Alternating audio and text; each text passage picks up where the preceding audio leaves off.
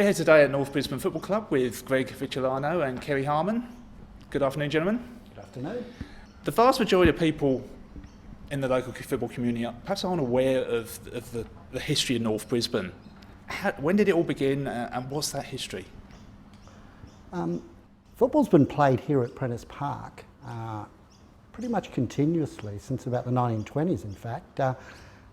However, it wasn't really until the 1960s when the Polish diaspora formed a club called Polonia and started playing out of here at Prentice Park that things really started to kick along. By about the mid-80s, the Polish influence had pretty much disappeared from the club, and that coincided with a downslide in the club's fortunes.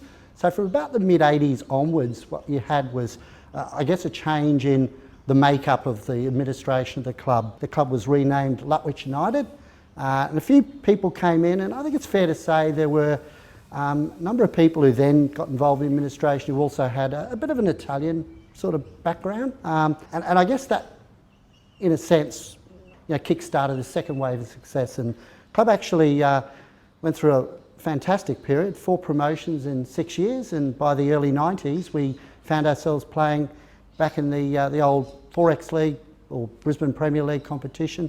Did quite well. We were sort of mid-table in each of those years, but unfortunately by about the mid-90s finances got the better of us. We probably overreached, and we then did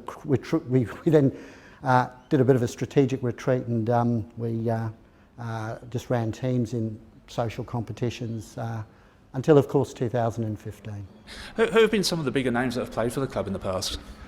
Well, we've had 2 Australian players. We've had Alan Hunter play here and coach here. We've had Gary McDowell also play here and coach here. Gary's coached here on 2 occasions. We had in that period when we supplied a few players to the strikers who went on. There was Craig Williams and other players like Kevin Meacock, Chris Slater, Chucky Collins, who's only just finished recently. He was involved with City for a number of years. And a number of well-known keepers, Wayne Evans and Tony Bellino and a few others. Those years, I suppose, we moved quickly, as Greg mentioned, and to stay in that top league, we just struggled as a small club. We didn't really have many players who'd come through the ranks at that level, so we had to recruit players, and that was what basically cost the club its position, and we decided to take it easy for basically 20 years. A long sabbatical. What prompted the club to get back involved in the Football Brisbane zone? I suppose it was the growing, some of those teams that over those years we also had the facility being utilised by other clubs in those social comps, and they expressed an interest in trying to get back into a bit more serious competition, mainly through the New Farm Punjabi club. And I approached them and found out how serious they were about it, and we then went and talked to Football Brisbane, and they had an opportunity to go into it. This year that just finished has been a big involvement by QUT Sport in what we've done. Curiosity, what is the background behind the club logo? Oh, interesting one. Again, it goes back to our attempts at sort of deriving commercial stream of income to support football when we were playing at that elite level. We started in 1993 the licensed premises at 527 South Pine Road, and I guess because we obviously were heavily reliant on poker machine revenue, we thought we'd come up with a logo that had something of a gambling theme, hence our nickname, the Aces. That's the origin to it. Obviously, there's a number of clubs within stone's throw of Prentice Park here, such as Grange Thistle, Newmarket. How do you feel the club can compete for players with those other competition clubs nearby? It's difficult, but I think what we're trying to do is build up a bit of an atmosphere and a bit of a culture, having a steady, or hopefully a steady line of players coming through, sourced through QUT, and also through the New Farm Punjabi communities helped us a lot.